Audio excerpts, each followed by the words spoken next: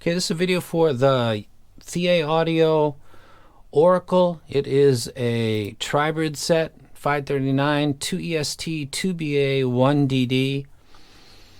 I believed that the Excalibur was going to be the set that I would be doing a video for tonight, but from about 10:30 p.m. till today and a lot of listening, I've come to the conclusion that the Oracle is the set that I would recommend. Let's go ahead and take a look at assets as part of the intro. I think that the mids on this Oracle are maybe the best on all of the tribrids, and I'm talking specifically about the mids, the mid bass, this area right here, this area to the upper mids is brilliant. They did such a good job with this. Right from here, this is the area. On the Marnock, the sub bass was quite emphasized, and the termination into the mid bass was slightly abrupt, and it was noticeable. And other people that did reviews that are well known recommended an adapter, because it could, in fact, become an issue for certain people. This is not going to do that to you. This is going to play bass guitar and all the low frequency instruments to their completion without getting in the way of the vocals in the mids, which are literally start right around here, and then the overtones, upper harmonics. This is just brilliant tuning. This is really, really good. Let me get out of here for a second. So I think the mids on this are excellent. The treble is also very, very, very good. The stage might sound like, because of the amplitude scale, a little bit more emphasis past 8K as being a little bit bigger on the Excalibur. That could be not even the case. It's so close that I literally put them right on top of each other. The resolution might sound, because of that elevation on the Excalibur, to be more, but that would be just sheer volume in the amplitude of the upper treble and nothing more than that. You'd become fatigued, and it's also not really authentic to the original. It's not high fidelity replay when you tune stuff up too much. Tonality of the Oracle obviously matches me best, because that mid bass to upper mids is just really, really good. Really, really good. The value would be the Oracle, because it's $10 more, but I think it's a clearly better set than the Excalibur. And the bass, I would probably take this back, but I did this last night after I started thinking that the Oracle was better in the mids and the treble. But the more I listen to it, the more that the bass becomes clearly the star of the show. So that, and let me enlarge this. This is what I listen to. This is why I'm listening to it, and this is the specific part that I'm listening for in the bass, in the mids, in the treble, plus OCD stuff. And how this turns out is how I feel about earphones. This is exactly why. It's not vague. It's not, there's no, like, what is he talking about? This is it right here. And you can check it, and I did as much as I could to let you get to this spot. Listen to Fool in the Rain, the Purdy Shuffle, drums, etc. from 2 minute 2:24 plus, the guitar distortion by Jimmy Page from 351 to 453, which is brilliant. Little Feat Dixie Chicken, 404, etc., etc. So I'll go ahead and get out of here. That's the intro. This is the graph right here, but we'll be taking a look at this in a second. I'm going to go ahead and stop this, and we'll start with the bass.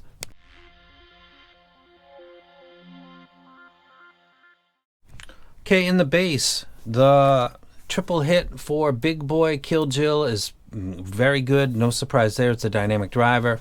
Even good BAs will do this well. It had no problem with it. Of note was that the Vocaloid, which is a computer-generated female voice, which can sometimes get on me, but I'm here listening for the low frequency. In the treble, though, I will check her also to see if she's going to really be offensive. She was perfect on this, and then the basic came in, and it was very well done. It wasn't compromised. It wasn't a little too soft or a little too light. Both of these events, which are total polar opposites, really high frequency, high treble, computer generated female voice, and then on the other end of the scale, the low frequency triple hits, 2 of the 3 in the sub bass, and they were done well with balance, and neither was very much emphasized. Next would be Black Sabbath, and this would be Sweetleaf from about 2 minute 30-second forward. There's drum and bass play, and they can get very, very crowded, very fuzzy, blob together, sound like there's not a lot of separation at all. This set actually does that really well. That's actually an understatement. Probably one of the better sets that's not a planar that I've listened to this track with. That did it really well. That's all about the tuning. They did such a good job. The Chain by Fleetwood Mac. Dun, dun, dun, dun, dun, dun, dun, dun, dun, dun. Yeah, let me stop right here. This is where this all started to go from Excalibur to Oracle for me, and it was Dire Straits. Listening to Sultans of Swing, there is the way that the bassist, the drummer is the timekeeper, the bassist is really pinning it down, though he's ever present in the track, but he can sound back when the bass is not there. When the sub bass is rolled, he sounds weak.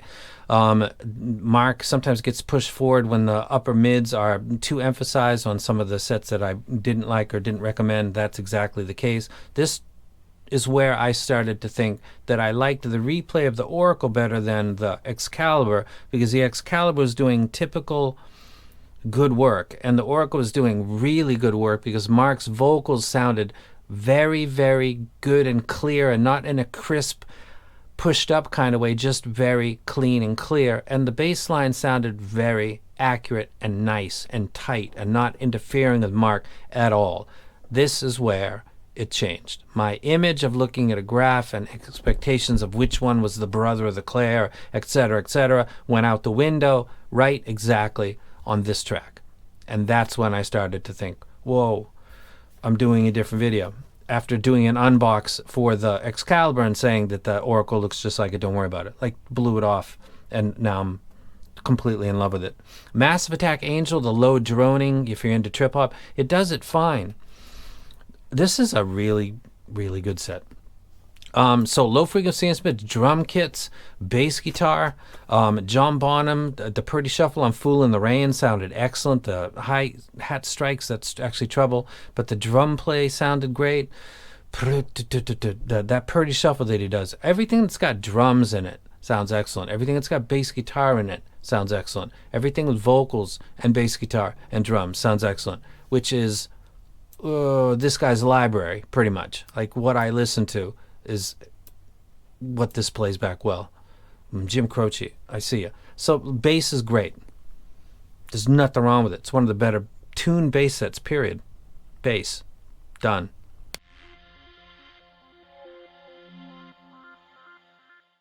Okay, in the mids, starting with Van Halen from their self-titled album. Ain't talking about there's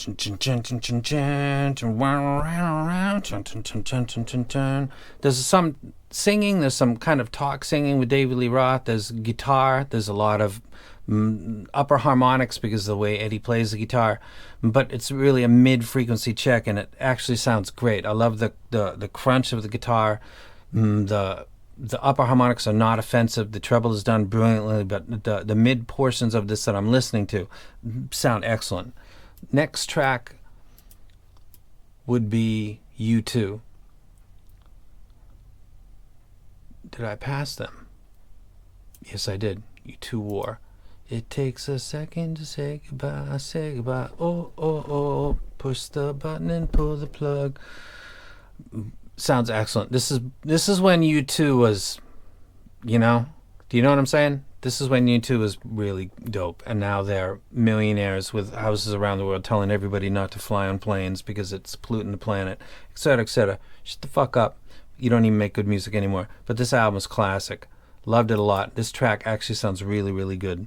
Wild Horses.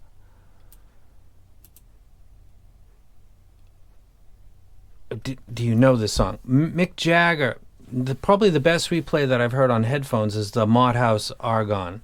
That just sounded like being in the studio with him, putting his track down. Like his vocal track being with him while he's doing that with the mic.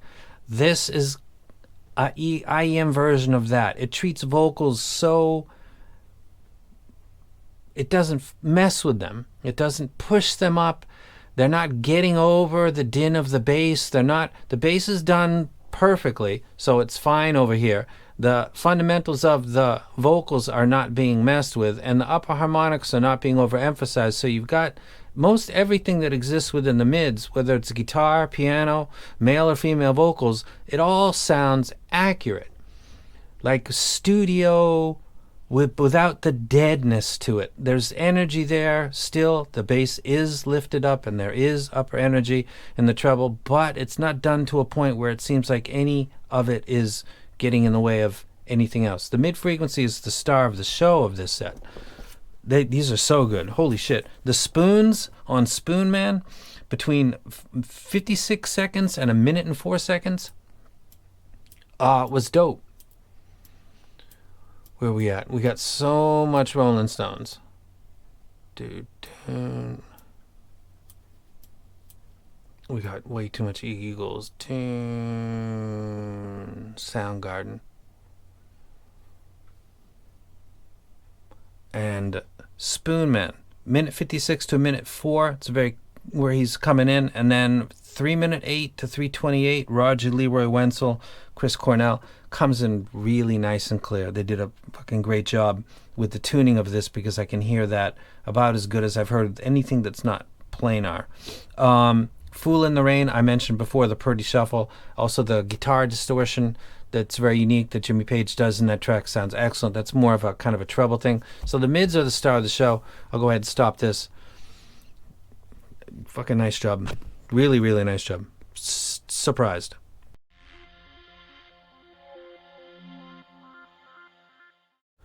Okay, treble. Aerosmith, No More, No More. 7 seconds and 13 second timestamp. Those two strikes sound excellent. The Glockenspiel from 1:15 on Born to Run by Bruce Springsteen has that like shooting stars, crystal, kira kira, without being fatiguing. Those same moments are slightly fatiguing on the Excalibur. They are not on the Oracle.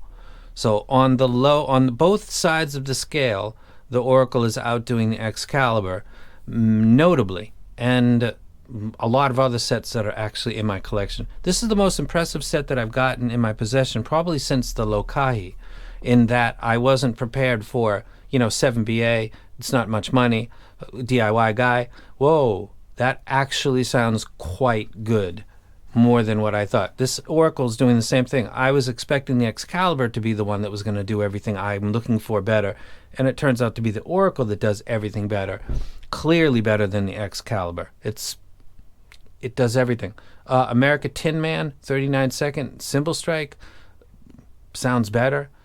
Can't Find My Way Home by Blind Faith, 27 and 38, those two big hits by Ginger Baker. It's the Oracle. Plays it accurately. High fidelity. Accurate, faithful reproduction is part of high fidelity, and high fidelity is part of audiophile. This would be an audiophile set of earphones, in my opinion. I'm going to go ahead and stop treble because it's just going on and on about how awesome it is. So let me go ahead and do my conclusions. Conclusion. Important. This is it right here. This is what I listen to, all of it, plus other stuff, and these moments is exactly why I'm saying that I think that the overall replay of this is better than the Excalibur. And there's an argument to be made that if you have a library similar to mine, that the way that this is tuned from the mid bass to the upper mids is maybe the best that ThieAudio has ever done to this moment.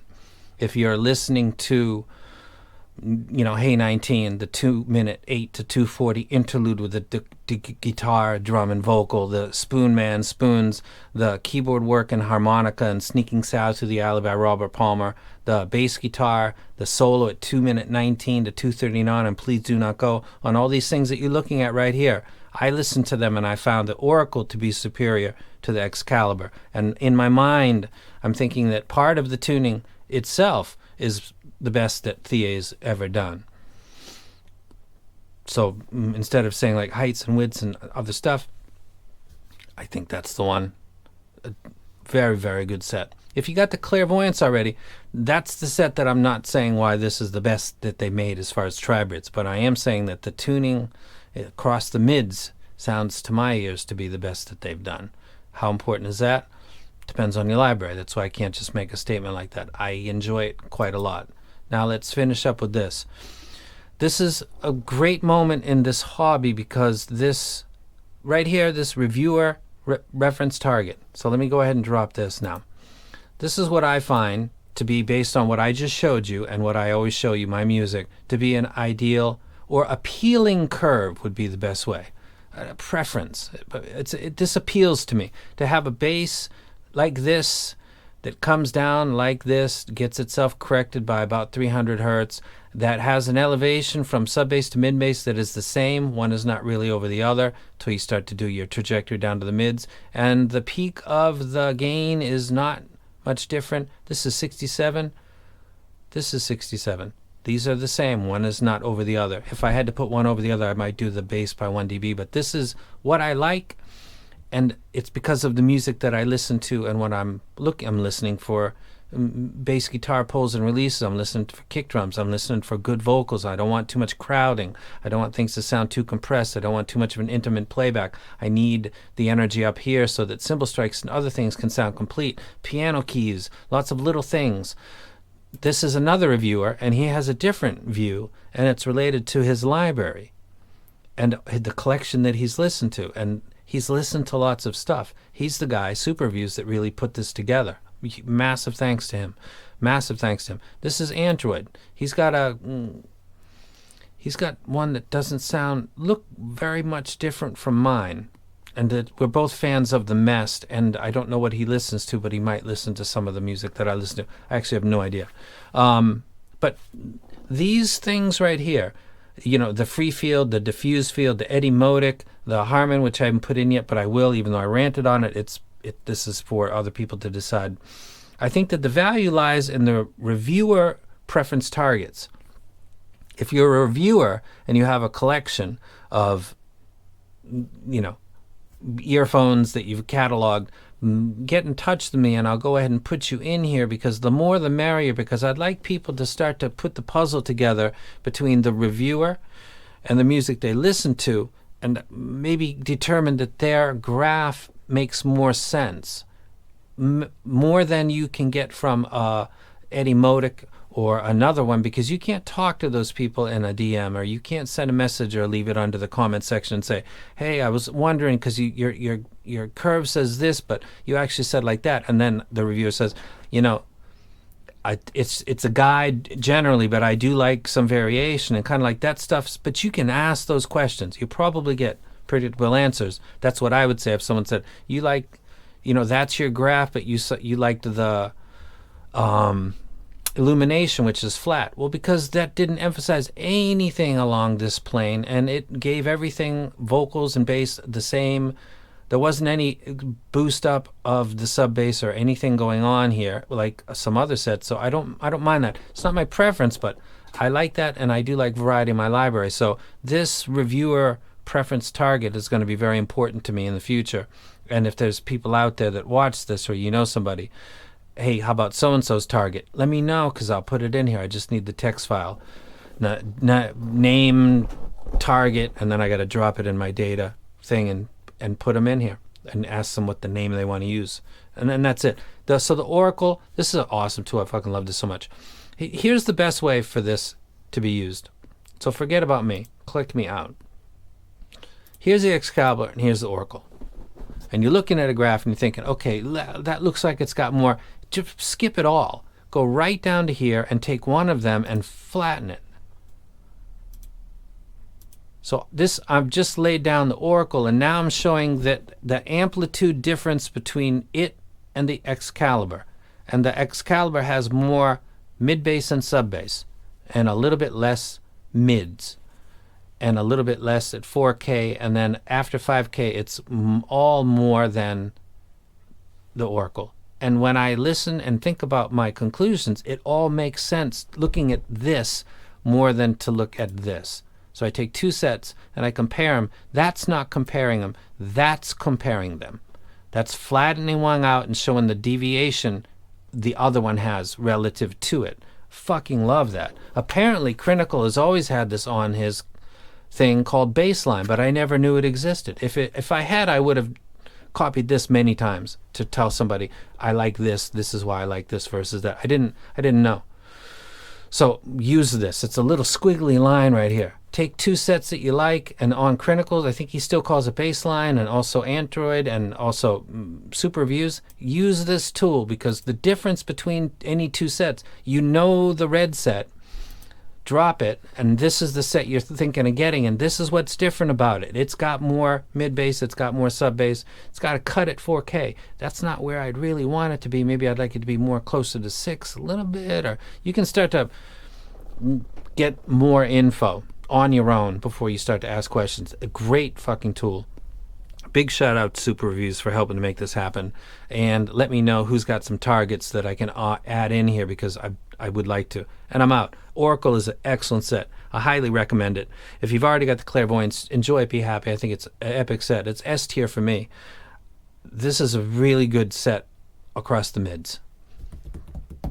Mid bass to upper mids is really, really well tuned. It's well tuned overall. Compared to the Clairvoyance, I will eventually, because I got to. And I'm out.